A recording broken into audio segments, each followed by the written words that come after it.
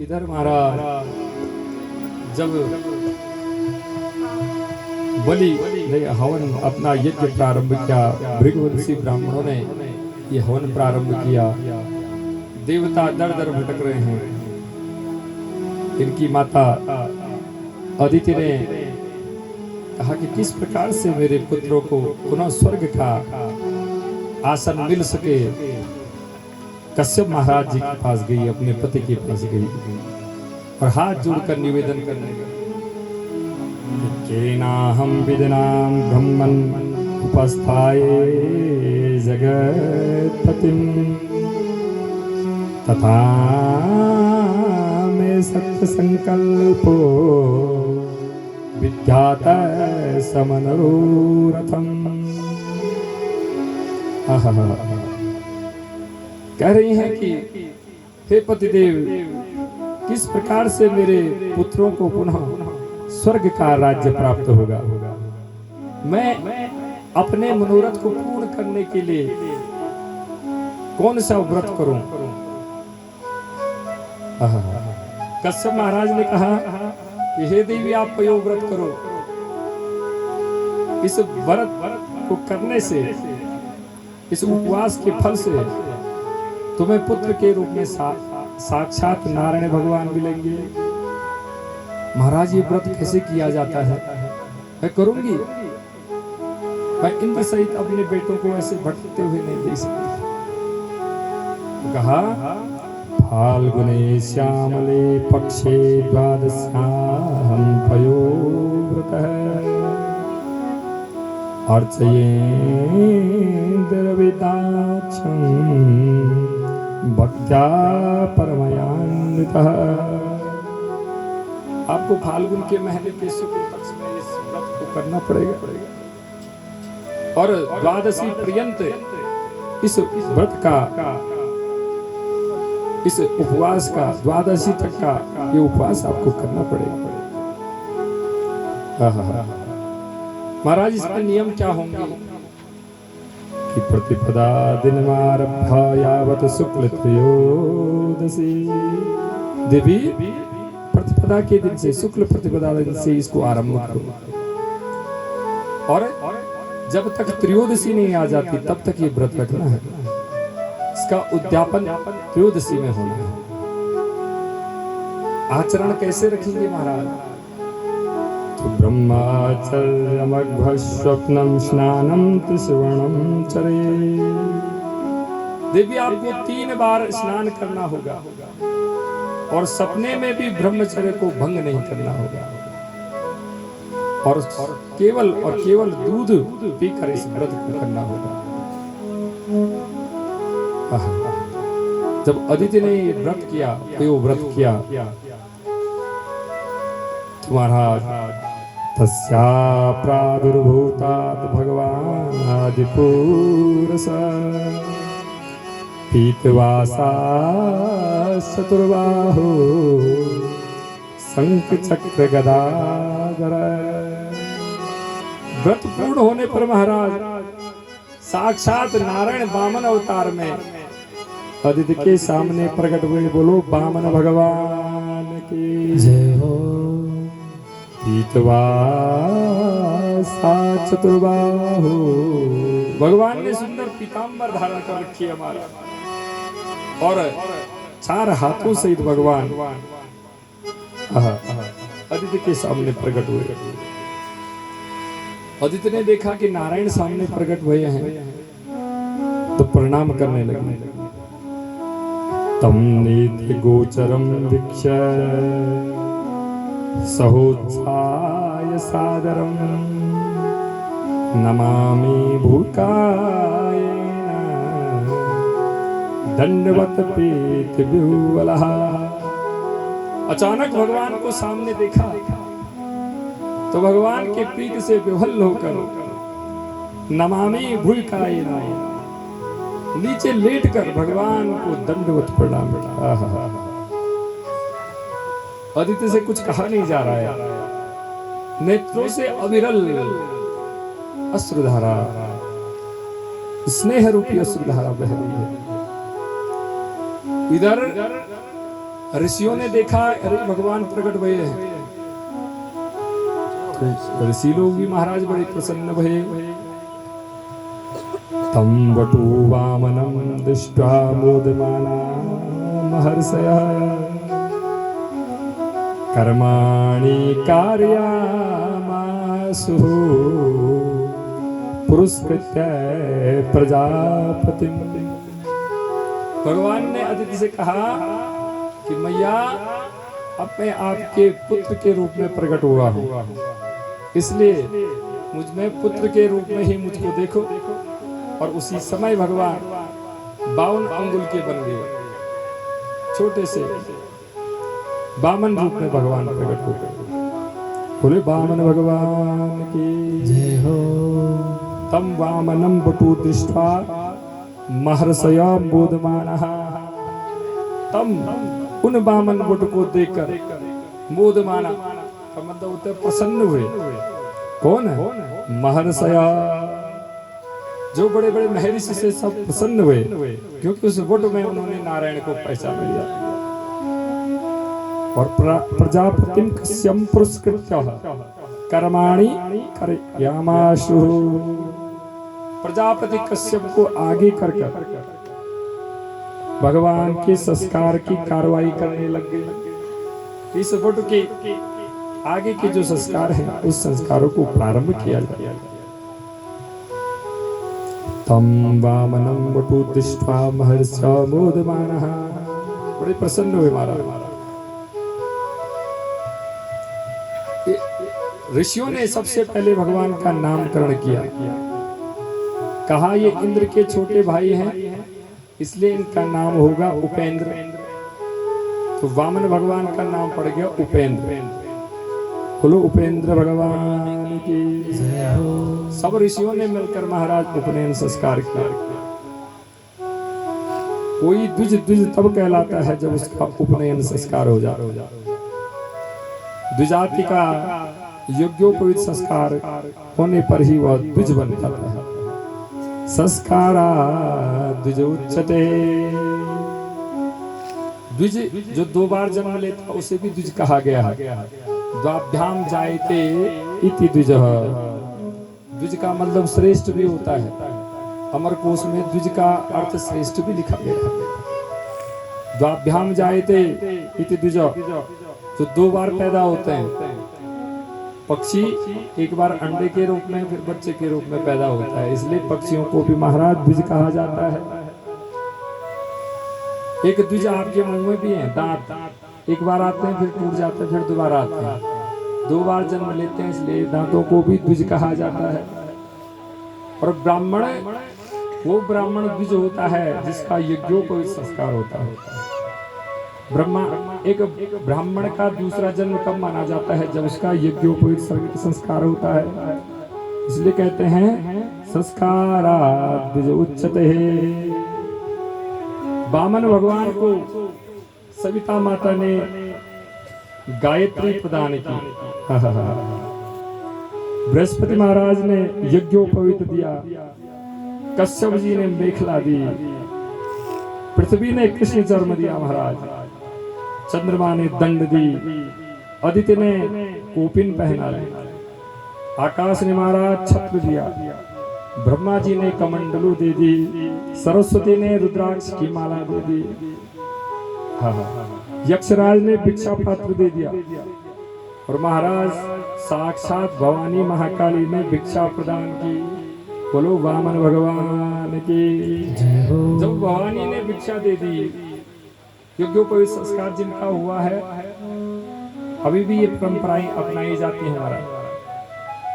आपको भिक्षा लेनी होती है और वह भिक्षा अपने गुरु को देनी पड़ती है, जिसने आपको गायत्री मंत्र दिया है। इस भिक्षा को लेकर जो भवानी ने प्रदान की थी, तुरंत गुरुदेव बृहस्पति के पास गए।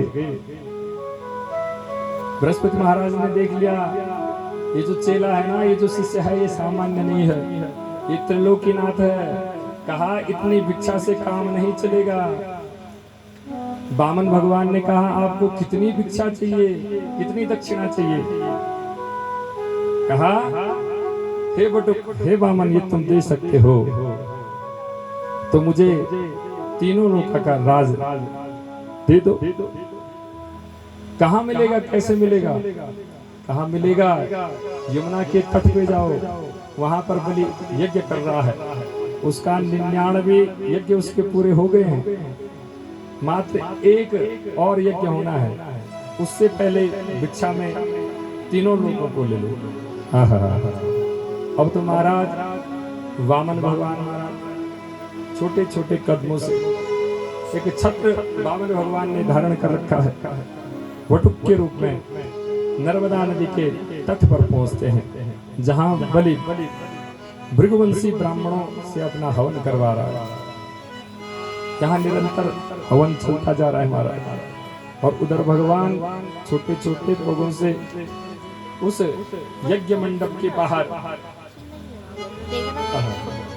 जहां पर गेट लगा है, वहां पे भगवान खड़े हो गए। दूर से बलि ने देखा, अरे वामन बटुक कहां से आ रहा है?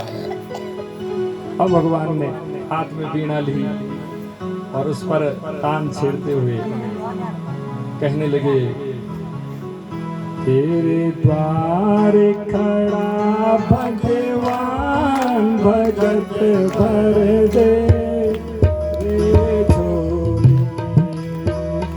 तेरे द्वार खड़ा भगवान, भगत भर दे झोली। द्वार खड़ा भगवान, भगत भर दे झोली। द्वार खड़ा भगवान, भगत भर दे झोली।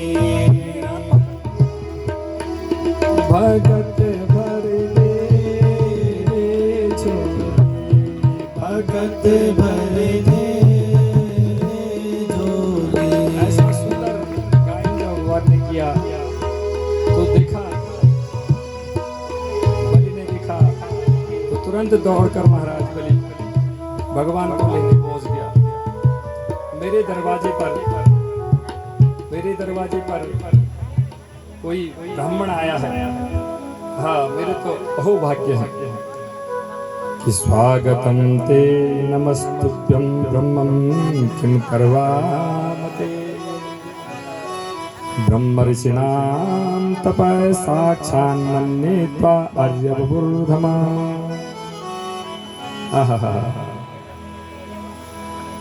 बलि कहते हैं कि स्वागतम ते नमस्तुभ्यं ब्रह्मन् नमस्तुभ्यं ते स्वागतम। हे ब्राह्मण, आपको प्रणाम, आपका स्वागत है। किम करवामं ते, आपके लिए मैं क्या कर सकता हूँ, आपकी कौन सी सेवा मैं कर सकता हूँ? हे ब्राह्मण, मैं देख रहा हूँ कि ब्रह्म ऋषिणाम तपः साक्षान्मन्ये त्वा आर्यवपुर्धमा। आपके माथे पर ब्रह्म ऋषि का तेज चमक रहा है, इसलिए हे ब्राह्मण, आप मेरे दरवाजे पे आए हो तो कृपा करके स्वागत करने का और सेवा करने का अवसर प्रदान करो। कह रहा है कि अद्य न पितृस्तृप्ता, अद्य न पावितं कुलम्, अद्य श्रेष्ठ कर्तव्यं यद भावानागतो गृहान्। अरे आज तो मेरे पितृ तृप्त हो गए हैं। अद्य न पितृस्तृप्ता, मेरे जितने पितृ थे सारे तृप्त हो गए। वामन भगवान बड़े प्रसन्न हो रहे हैं। अद्य न पावितं कुलम्, अद्य न मम कुलम पावितः, मेरा कुल बड़ा पवित्र हो गया आज।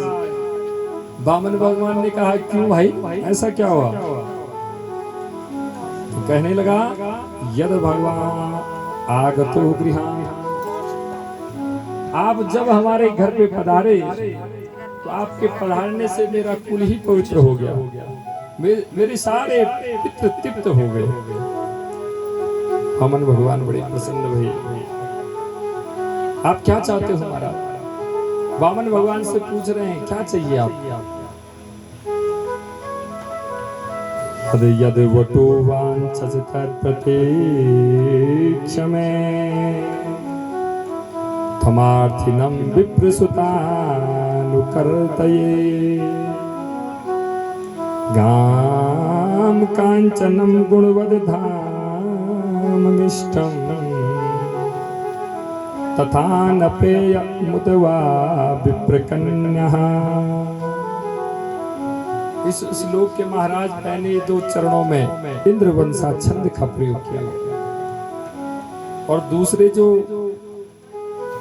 2 चरण है इनमें इहामृगी छंद का प्रयोग किया गया है महाराज। क्या कह रहे हैं?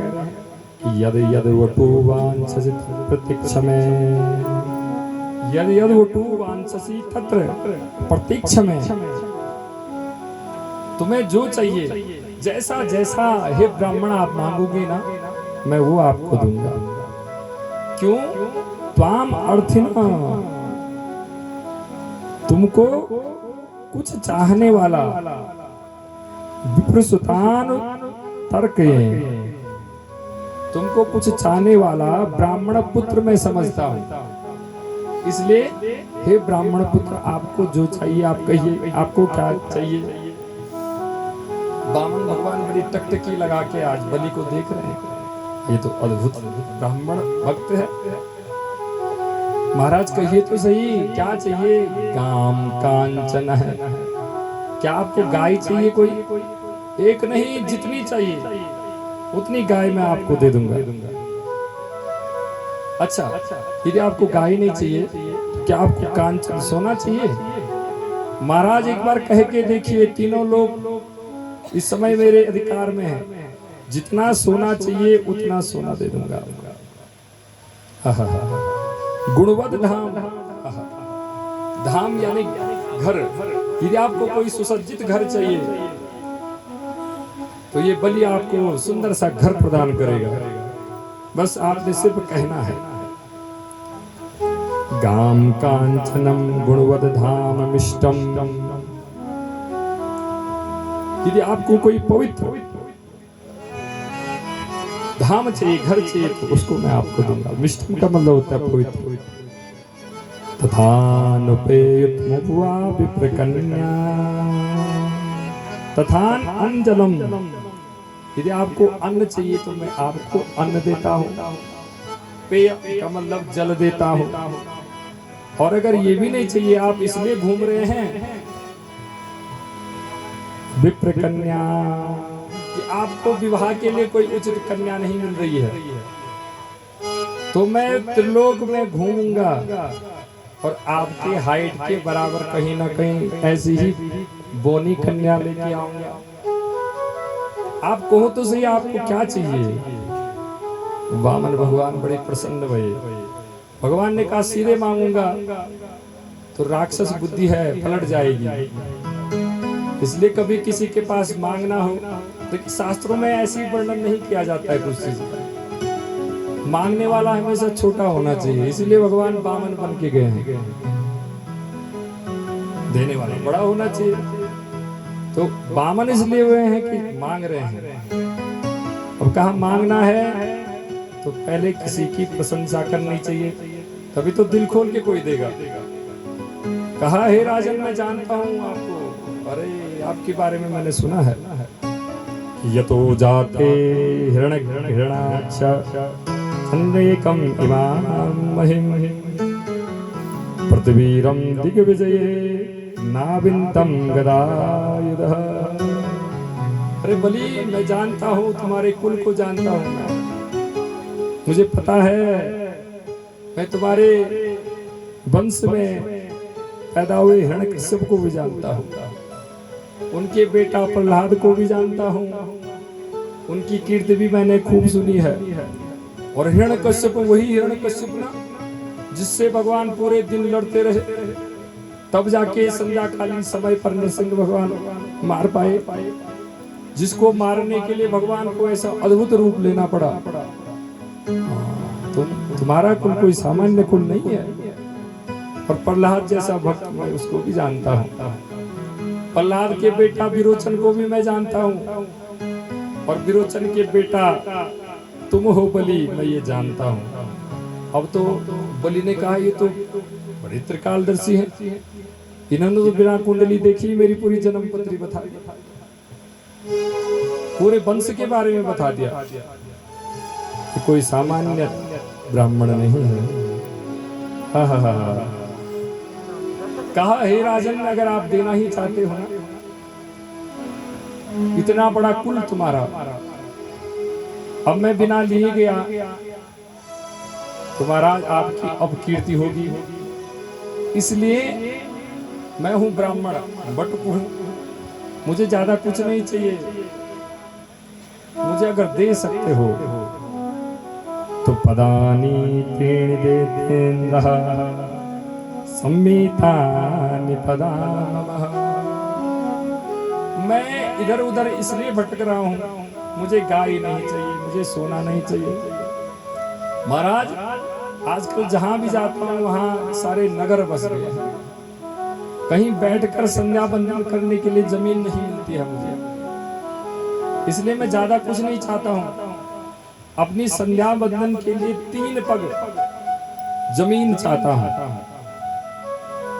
3 पग जमीन? हाँ महाराज, और वो भी सुनिए, सम्मितानि पदामः। मेरे चरणों से, मेरे पदों से 3 पद जमीन चाहता हूँ। जब ऐसा वामन भगवान ने कहा तो बलि को बड़ी हंसी आई, ये ठाका लगाकर हंसने लग गया। इसने कहा मांगा भी त्रिलोकी नाथ के पास क्या मांगा? हे ब्राह्मण, मैं सोच रहा था तुम्हारी बातों से कि तुम बातें तो वृद्ध के समान कर रहे हो। अहो ब्राह्मण दयायादः वाचस्ते वृद्ध सम्मतः, तुम बालो बालिस्मतिः स्वार्थं प्रत्यबुधो यथा। हे राजन, मैं तो सोच रहा था कि तुम बातें वृद्ध के समान कर रहे हो, लेकिन तुम पे दया आती है। हे ब्राह्मण, तुम पे दया आती है। तुम बातों से तो वृद्ध हो, लेकिन बुद्धि से अभी छोटे बालक हो। इतने बड़े सम्राट से 3 पद जमीन मांग रहे हो, वो भी अपने पांव से। अरे आपके पांव कितने छोटे हैं। कहा राजन, मुझे तो महाराज दिखना ही चाहिए, इससे ज्यादा मैं नहीं ले सकता हूँ। श्रीमन नारायण नारायण नारायण, श्रीमन नारायण नारायण नारायण, भजमन नारायण नारायण नारायण, श्रीमन नारायण नारायण नारायण, लक्ष्मी नारायण नारायण नारायण, लक्ष्मी नारायण नारायण नारायण, भजमन नारायण नारायण नारायण, भजमन नारायण नारायण नारायण, श्रीमन नारायण नारायण नारायण, श्रीमन नारायण नारायण नारायण, भगवान नारायण नारायण नारायण, भजमन नारायण नारायण नारायण। गुरु नारायण भगवान की जय हो। बलि ने कहा महाराज इतना नहीं, मुझसे इतना कम नहीं दिया जाएगा। लोग क्या कहेंगे, बलि ने दिया, दान दिया, दानियों में बलि का नाम। महाराज मेरी चारों दिशाओं में कीर्ति है, और लोग सुनेंगे इसने 3 पग, ये भी 52 अंगुल के बटुक के पांव के 3 पद जमीन दी, तो लोग मेरी बड़ी अपकीर्ति होगी। भगवान ने कहा अरे नहीं नहीं, ऐसा नहीं होता है। यदृच्छया लाभ तुष्टस्य तेजो विप्रस्य वर्धते। हे राजन, उस ब्राह्मण का तेज बढ़ता है जो संतुष्ट होता है, जो लोभी नहीं होता है। इसलिए मैं ज्यादा नहीं लेता हूं। असंतुष्टा द्विजानष्टा संतुष्टा समहीवृता। राजन, जो द्विज जो ब्राह्मण संतुष्ट होता है ना, वो इस पूरे संसार पे राज करने वाला होता है। और असंतुष्टा द्विजानष्टा, और जो असंतुष्ट होता है, जिसकी इच्छाएं कभी पूरी नहीं होती हैं, जो लोभी होता है, वो एक दिन नष्ट हो जाता है। इसलिए हे राजन, जो ब्रह्म तेज तुम मेरे ऊपर देख रहे हो ना, ये ऐसे ही नहीं देख रहे हो। मैं बड़ा संतुष्ट विप्र हूं, मैं ऐसा वैसा नहीं हूं। शुक्राचार्य जी अंदर थे, उन्होंने कहा पहली बार मैं ऐसा देख रहा हूं। देने वाला सब कुछ देखने के लिए तैयार है, लेकिन लेने वाला तैयार ही नहीं है। और लेने वाला भी एक ब्राह्मण है। ये ब्राह्मण कब से नहीं लेने वाले हो गए भाई? सभी दान तो लेते हैं।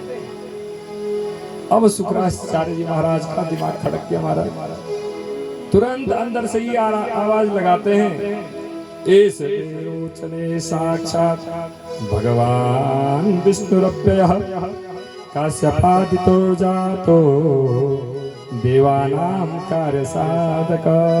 हे बलि रुक जा, इसको कुछ मत देना, मैंने इसको पहचान लिया है। हे विरोचन कुमार बलि, साक्षात विष्णु रव्ययः, ये तो साक्षात नारायण है। अरे अभी अभी तो समुद्र मंथन में इसने छला था तुझे, फिर तुझे छलने के लिए आ गया है। इसलिए हे बलि, इसको कुछ मत देना। देव कार्य साधक, ये तो देवताओं कोई कार्य की साधना के लिए यहाँ आया है। भगवान वामन ने देखा, रे शुक्राचार्य जी मेरा काम बिगाड़ने वाले हैं। बलि ने कहा, मैंने इनको कुछ देने के लिए कहा है, मैं मन से संकल्प कर चुका हूं। अब मैं इनको कुछ नहीं दूंगा तो मेरा बड़ा अपयश होगा। और ऐसे कुल में मैंने जन्म लिया। मेरे दादा प्रहलाद जी हैं। लोग सुनेंगे तो क्या कहेंगे एक ब्राह्मण को, और वो भी अगर वास्तव में ये नारायण है तो इसने भगवान को दान नहीं दिया। नहीं, मैं इस अपकीर्ति में रहना नहीं चाहता हूं।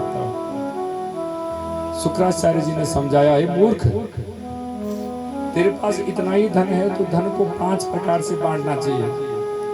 शुक्र नीति है ये। शुक्राचार्य जी कहते हैं कि धर्माय यशसे अर्थाय कामाय स्वजनाय च पंचदा विभजन वित्ता मिहा पुत्र च मोदते। तुम्हारे पास बहुत धन है तो पहले उस धन का कुछ भाग धार्मिक कार्यों के लिए लगाओ। धार्मिक कार्य कर रहा है तो हवन कर रहा है, इसलिए धन का ठीक व्यय हो रहा है। यश से अपने यश को बढ़ाने के लिए धन लगाओ।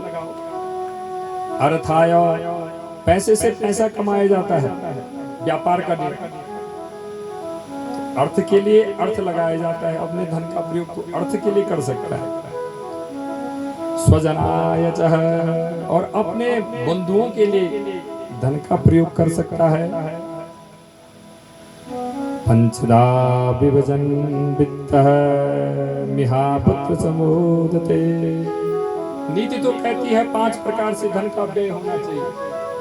इसलिए ऐसे अपने धन को बर्बाद मत कर मूर्ख, इसको कुछ मत देना। न्यायोपार्जित वित्तस्य दशमांशेन धीमतः। स्कंद पुराण में महाराज बताते हैं हम अपने वित्त का व्यय कैसे करें।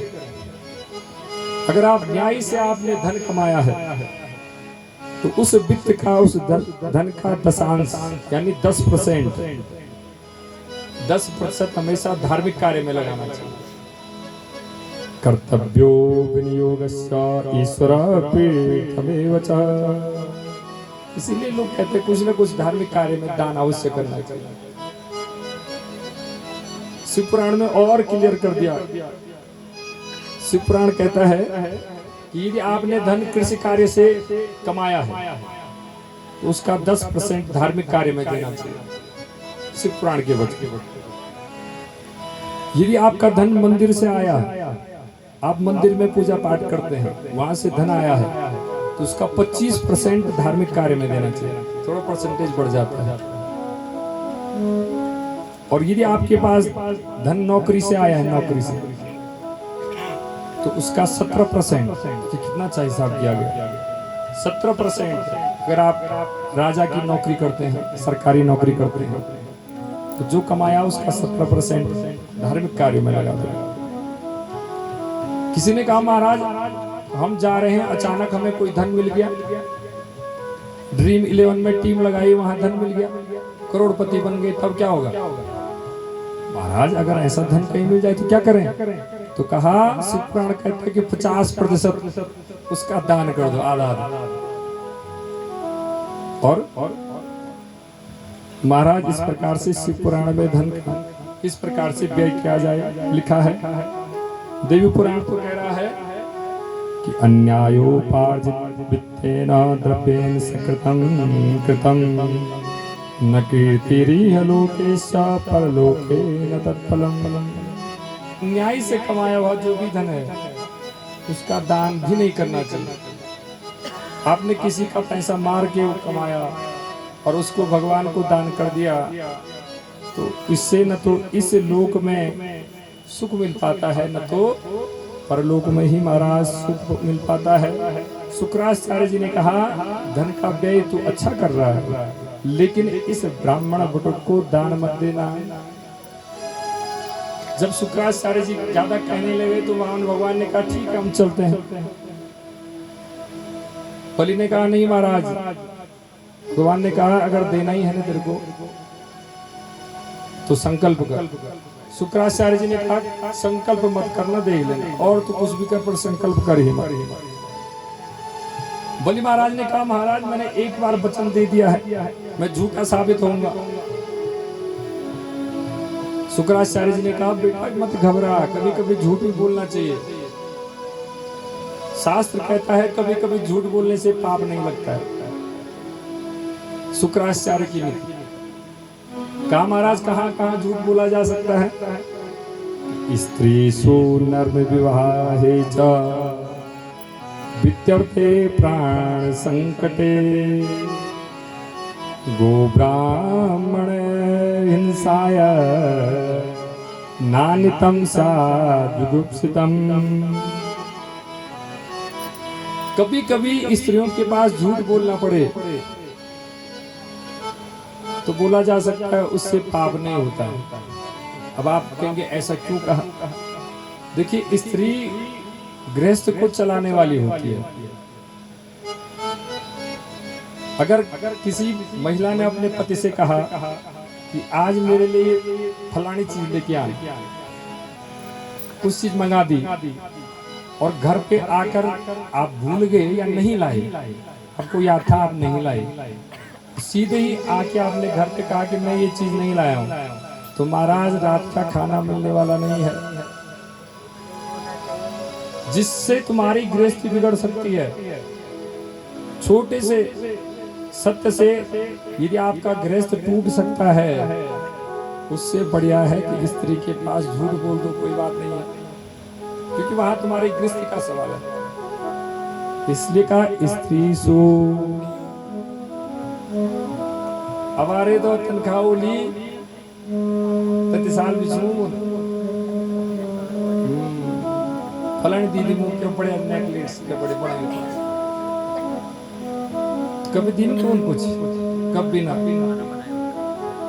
ये जो दिन है मेरा बुए बाबा दिन कुछ नहीं बनाए तूने, हमारा तो लेते आया, अब टकटकी लगा के देख रही है फलाने गाड़ी आई नहीं आई, उतरी जल कुछ दिखणु भी छे। घर पे आए और पता चला कि नहीं लाया, तो महाराज खटिया खड़ी हो गई। तो संबंध यदि बिगड़ रहे हो तो महाराज वहां पर स्त्रियों के पास झूठ बोल दो मैं लाया था। अरे तो बड़ी क्या इंपॉर्टेंट काम पड़ी, फिर वापस दिन में दुखा जा। अगली तो 100% अब वो अगली बार आए ना आए कोई बात नहीं, लेकिन एक बार का संकट तो महाराज झूठ बोलने से टल गया है, आपकी गृहस्थी बच गई है। इसलिए स्त्री सु नर्म विवाहे च, नर्म कहते हैं मजाक के लिए। दो दोस्त हैं आपस में मजाक कर रहे हैं, उस समय कोई झूठ बोल दिया, उसका कोई पाप नहीं। और विवाहे च, सबसे ज्यादा झूठ बोला जाता है विवाह में। अगर झूठ बोलने से किसी की गृहस्थी बस रही है, विवाह हो जाता है, वहां पर झूठ बोलने से पाप नहीं लगता है। लोड़ तो यंत्र लोड़ी तो यहाँ बोले बोर जाए नहीं बताइए और बीच। बोलो नारायण भगवान की हो। यदि किसी का विवाह हो जाता है आपके झूठ बोलने से, महाराज बहुत अच्छा लड़का दारू कभी ना तना कभी कभार को नहीं पियो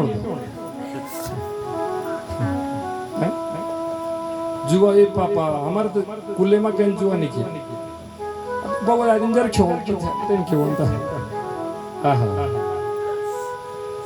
ये होते हैं जो जिनसे घर बस लोड़ी सब काम जाए, सब काम, हाँ मन सब काम कराए थे, पर पानी बाल्टी उठे नहीं सके पापा। स्त्री सो नर विवाहे च वित्यर्थे प्राण संकटे, वित्यर्थे धन कमाने के लिए दुकानदार लोग करते हैं, मारा है चीज तुम तो दूसरी दुकान में मिलने नहीं। हाँ पैसे से पैसा कमाना है, 100 रुपए की चीज 100 रुपए में दूंगा तो परिवार कैसे पलेगा। वहां देखिए झूठ बोलना पड़ता है। हम जिस चीज को दुकान से लेते हैं, अगर वो जितने में दुकानदार को मिली उतने ही में वो हमको दे दे, तो फिर नैया कैसे चलेगी महाराज। इसलिए जो उसने बढ़ा के बोला ना, उसका कोई पाप नहीं है। अब जो थोड़ा व्यापार करते होंगे वो खुश हो गए होंगे, इसका कोई पाप नहीं है हमारा। प्राण संकट है, आपके प्राण संकट में है, झूठ बोलने से प्राण बच जाते हैं, वहां पर भी महाराज झूठ बोलने से पाप नहीं लगता है। और गो ब्राह्मण अर्थाए, यदि गो गाय पे कोई हिंसा कर रहा है, ब्राह्मण पे कोई हिंसा कर रहा है, आपके झूठ बोलने से वो बच जाता है। तो महाराज उस समय झूठ बोलने से पाप नहीं लगता है। इसलिए हे बलि, तू झूठा साबित नहीं होगा, मैं वचन देता हूं तेरे को, लेकिन इस ब्राह्मण को संकल्प मत करना, दान मत देना। इधर भगवान ने देखा कि बहुत विलंब हो रहा है, तो भगवान ने बलि की ओर से मुंह फेर दिया और कहा बलि जा, अब मुझे ये दान नहीं चाहिए तेरे। अनादरो विलंबस्य वे मुख्यस्य निष्ठुर वचन पश्चातापस्य पंचापि दानस्य दूषणानि च। बलि शास्त्र कहते हैं अब तूने दान दे भी दिया ना, इतना अनादर करने पर दान देगा तो उसका पाप लगेगा तेरे को।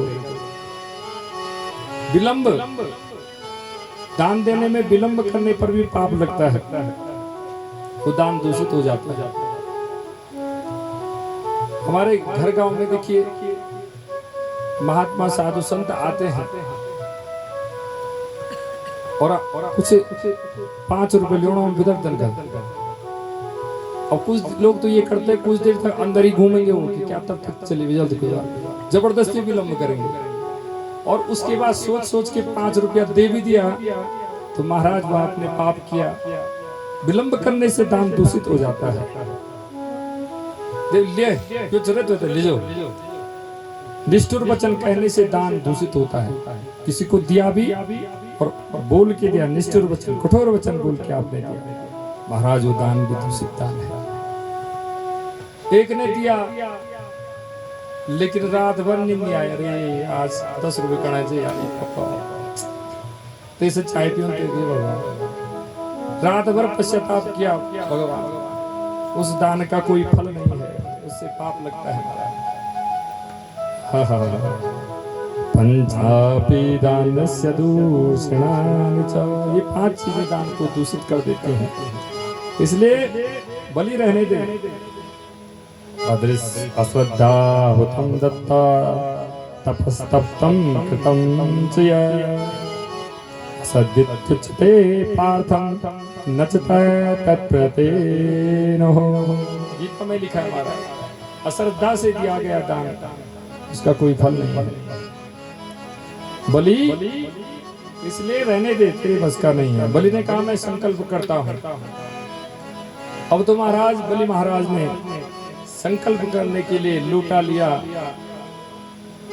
एक द्रोणी ली और महाराज पानी हाथ में ले रहा था। ऐसा श्रीमद् भागवत में प्रसंग तो नहीं है, लेकिन अन्य पुराणों में ये प्रसंग आता है। यहाँ श्रीमद् भागवत में तो लिखा है कि जब बलि नहीं माना तो शुक्राचार्य जी ने बलि को श्राप दिया कि जा बलि तू अब स्त्रीहीन हो जाएगा, और वहां से चले गए।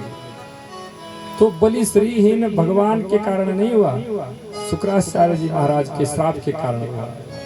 भगवान भला किसे स्त्रीहीन करेंगे? यहाँ श्राप देकर चले गए। लेकिन अन्य पुराणों में ये प्रसंग आता है कि जो द्रोणी का छिद्र था उसमें शुक्राचार्य जी बैठ गए कि मैं पानी को बाहर आने नहीं दूंगा। बलि पानी निकाल रहा है, वो बाहर नहीं आ रहा। भगवान ने कहा इसका इलाज मेरे पास है। भगवान एक तृण लिया, उस द्रोणी के छिद्र में डाला। शुक्राचार्य जी वहां आंख से बाहर देख रहे थे, आंख से वो आंख उनकी फूट गई। अब चिल्ला के भागे, एक आंख फुड़वा के मारा। बोलो नारायण भगवान की जय हो। ज्ञान वैराग नयन उर्गारी, 2 प्रकार की आंखें कहते हैं, एक ज्ञान और एक वैराग। इस दिन से महाराज भगवान ने कहा इसकी ज्ञान रूपी जो आंख है वो तो ठीक है, लेकिन इसके मन में वैराग नहीं है, लोभ है अभी भी। इसलिए शुक्राचार्य जी महाराज की वैराग रूपी आंख को फोड़ दिया। बोलो वामन भगवान की जय हो। अब महाराज संकल्प करके बलि वामन भगवान को 3 पग जमीन दे रहा है। कहा महाराज जितना चाहिए 3 पग ले लो। जैसे ही संकल्प हुआ तो देखते ही देखते भगवान ने अपना विराट स्वरूप बनाया। बोलो विराट भगवान की जय हो। 2 पगों में तीनों लोग को भगवान ने नाप लिया। कहा बलि अब तीसरा पग कहाँ रखूं? तूने तो 3 पग देने का संकल्प किया है। भगवान को बड़ा गुस्सा आया। भागवत जी में लिखा है भगवान ने तुरंत गरुड़ को आदेश दिया कि बलि को बंदी बना दो। इसने अपना संकल्प पूर्ण नहीं किया है। बलि को पास में महाराज भगवान ने बांध दिया।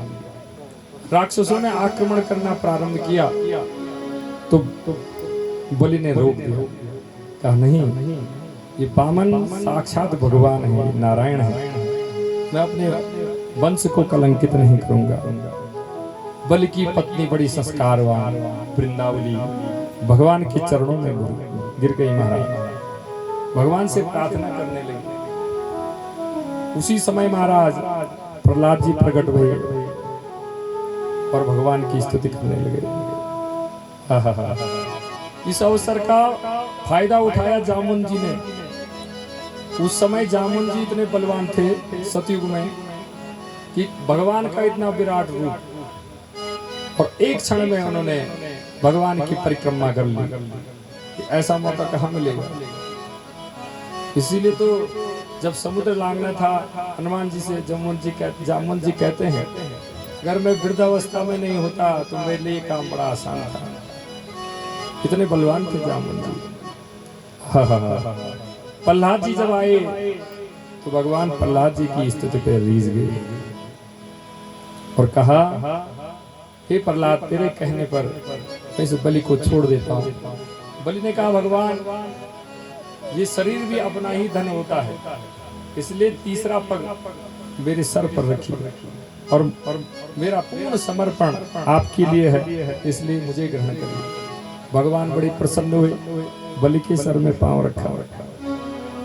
ये वही कमल चरण है नारायण के, जिनके रज पाने के लिए बड़े बड़े सिद्ध योगी तपस्यारत रहते हैं। भगवान शंकर ने कितनी तपस्या की, तब जाके महाराज उन चरणों की धूलि के रूप में गंगा भगवान शंकर को अपने सर में धारण करने के लिए दी। ब्रह्मा जी को तो सिर्फ उस भगवान नारायण का पांव का एक अंगूठा छूने को मिला, लेकिन सुखदेव मुनि कह रहे हैं परीक्षित, इस बलि का सौभाग्य तो देखो, इसके पुण्य तो देखिए, भगवान ने साक्षात अपना पांव उसके सर पे धारण कर दिया है और भगवान ने बलि को सुतल लोक का राजा बना दिया। महाराज बलि ने कहा महाराज मैं सुतल लोक में राज करूंगा, लेकिन मैं भी आपसे एक वरदान चाहता हूं। भगवान ने बोला क्या चाहिए, मैं प्रसन्न हूं। तो बलि ने कहा महाराज मैं चाहता हूं कि मैं हर समय आपका दर्शन करता रहूं। कैसे हर समय दर्शन होगा? बलि ने कहा आप मेरी रक्षा के लिए मेरे द्वारपाल बन के रहो। नारायण उस दिन से बलि के यहाँ बलि के द्वारपाल बन के रहने लगे। महाराज इधर नारद जी लक्ष्मी मैया के पास गए। लक्ष्मी मैया ने कहा नारायण आजकल यहाँ है ही नहीं, पता नहीं कहाँ चले गए। कहा मैया घर पे क्या धन की कमी हो गई थी? लक्ष्मी मैया ने कहा क्यों? कि नारायण तो वहां गार्ड की नौकरी कर रहे हैं। कि नौकरी कर रहे हैं? कहाँ नौकरी कर रहे हैं? अरे वो तो बलि के दरवाजे पे हैं, बलि के द्वारपाल बने हुए हैं। लक्ष्मी मैया आई, रक्षाबंधन का दिन, बलि को राखी पहनाई। बलि ने कहा आपने मुझे भाई कहा, मुझे आपको कुछ देने का अधिकार होता है, आप बोलो आपको क्या चाहिए? लक्ष्मी मैया ने कहा ज्यादा कुछ नहीं चाहिए, तेरा ये जो द्वारपाल है इसको मेरे को दे दो बस, और मेरे को कुछ नहीं चाहिए। अब महाराज लक्ष्मी मैया भगवान विष्णु को लेकर पुनः वैकुंठ धाम में पहुंचे। बोलो लक्ष्मी नारायण भगवान की जय हो। ब्रह्मा जी ने भगवान से पूछा यह प्रभु एक बात समझ में नहीं आई कि आप तो अपने भक्तों पर कृपा करते हैं, तो किसी भक्त का सब कुछ छीनना क्या कृपा करना होता है? बोली तो आपका बड़ा भक्त है। भगवान ने कहा ब्रह्मण यमुन गृह्णामि यद विशो विदनोम्यहम्। अरे ब्रह्मा जी मुझे जिस भक्त पर कृपा करनी होती है सबसे पहले मैं उसका धन छीन लेता हूँ। क्यों महाराज धन क्यों छीन लेते हैं? भगवान ने कहा ये धन ही है जो भगवान भक्त के मन में अहंकार उत्पन्न करता है, और जिसके मन में अहंकार होता है ना ब्रह्मा जी फिर मैं उसका नहीं हो पाता हूँ। जन्म कर्म वयो रूप विज्ञेश्वर धनादिवे यदस्या न भवेत् स्तंभ तत्रायुन वदनुग्रहम्। हे ब्रह्मा जी एक चीज का ध्यान रखना है हमेशा, अपने जन्म का अपने कुल का किसी को गर्व नहीं होता है कि मैं इतने ऊंचे कुल में पैदा हुआ हूं। अपने कर्मों पर किसको गर्व नहीं होता है, और अपने रूपवान होने पर किसको गर्व नहीं होता है। विज्ञेश्वर धनादिवी, मैं इतना विद्वान, मेरे बराबर कोई दूसरा है ही नहीं, और मेरे पास इतना धन कि दूसरा बराबरी करने वाला नहीं है। ब्रह्मा जी अगर ये गुण किसी व्यक्ति में है, कोई विद्वान है, कोई रूपवान है, और कोई धनवान है, कोई कुलवान है, ये सब कुछ होने पर भी यदि उसमें अहंकार नहीं है ना, तो समझ लेना कि तत्रायुन मदनुग्रहम्, उस पर मेरा अनुग्रह है। इसलिए मुझे ऐसे ही भक्त प्यारे लगते हैं जो अहंकार शून्य होते हैं। मेरे भक्त को कहीं अहंकार न हो जाए, इसलिए मैं उसका धन छीन लेता हूँ। भगवान उसकी प्रिय वस्तु छीन लेते हैं जिससे उस पर अहंकार होता है। इसीलिए कहते हैं जीवन में किसी का भी अहंकार नहीं करना चाहिए। अपनी किसी भी वस्तु का अहंकार मत करो, भगवान उसे छीन लेते हैं। मेरे पास इतनी अच्छी गाड़ी, किसी दूसरे के पास नहीं है, भगवान व्यवस्था करते हैं फिर उसकी। इसलिए महाराज बिल्कुल भी गर्व मत करो। पहले मैं कहता था, मेरे घर पे एक कुत्ता था, मुझे भी उसमें बड़ा घमंड होता था कि सबसे बड़े कुत्ते चले, रात में बाघ आए मार लीजिए। आपके पास जो अहंकार है, अगर भगवान चाहता है कि ये मेरा भक्त बना रहे, तो भगवान उस अहंकार जन्य चीज को छीन लेते हैं। देश त्यागो महान व्याधि विरोधी बंधुवीशः धनहानि सामानं च मनोनग्रहं लक्षणम्। नारद पंचरत्न में पंचरात्र में लिखा है कि देश त्यागो, ये कि किसी को देश का त्याग हो गया हो, महान व्याधि, कोई बहुत बड़ी बीमारी हो गई हो, सब उसके विरोधी हो गए हों, सारे बंधु बांधव उसके विरोध में हों, धन हानि हो रही हो, तो भगवान कह रहे हैं समझो ये मेरे अनुग्रह के लक्षण हैं। इन चीजों से व्यक्ति में अहंकार उत्पन्न होता है। इसलिए ब्रह्मा जी मैं इसको छीन लेता हूँ।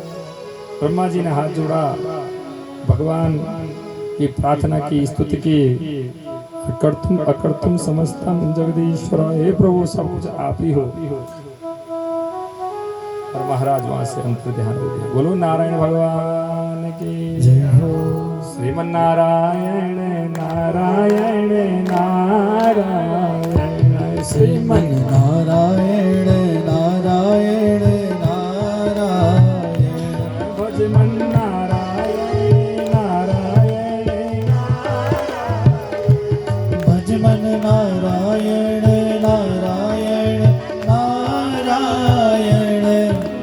नारायण नारायण नारायण, श्रीमन नारायण नारायण नारायण। बोलो नारायण भगवान की जय हो। ये कथा समाप्त हुई, तब तक परीक्षित महाराज ने दूसरा प्रश्न कर दिया। महाराज भगवन् श्रोत्रमिच्छामि हरे भूत कर्म अवतार कथा मादायं मायामस्य विडम्बनम्। हे प्रभु, मैंने सुना भगवान ने योग माया का आश्रय लेकर मत्स्य अवतार की कथा, मत्स्य अवतार धारण किया। इसलिए हे प्रभु मुझे मत्स्य अवतार की कथा सुनाओ। अब सुखदेव मुनि कह रहे हैं आस्तीदतीत कल्पान्ते ब्रह्मो नैमित्तिको लयः समुद्रो प्लुतास्तत्र लोका भूरादयो नृपः। परीक्षित, एक बार पिछले कल्प के अंत में ब्रह्मा जी के सो जाने से ब्रह्मांड में नैमित्तिक प्रलय हुआ।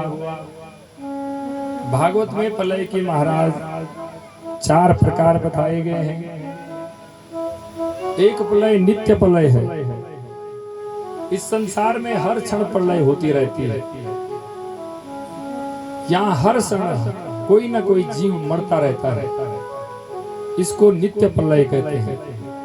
आप चल रहे हैं, आपके पांव के नीचे चींटियां दब गई, तो महाराज आपके लिए तो कब प्रलय आएगी, उनके लिए तो प्रलय उसी समय होगी। कभी कभी हम सोचते भी नहीं हैं और हम किसी जीव के लिए प्रलय बन जाते हैं। छोटा कोई चींटी चल रही है, आपने थूका, उसके ऊपर गया, उसके लिए वो समुद्र बन गया, उसी में मर गया। ये है नित्य प्रलय जो इस संसार में हर क्षण चलते जाते हैं। हर क्षण कोई ना कोई मर ही रहा है। नित्य प्रलय। दूसरी प्रलय महाराज आत्यंतिक प्रलय कही गई है। इस प्रलय को संत मोक्ष भी कहते हैं। जब कोई संत समाधि लगाकर भगवान में अपने चित्त को स्थिर कर देता है, अपने प्राणों का उत्सर्ग कर देता है, उसे आयंतिक प्रलय कहते हैं। महाराज तीसरी प्रलय नैमित्तिक प्रलय कही गई है। इस प्रलय में महाराज तीनों लोगों का क्षय हो जाता है।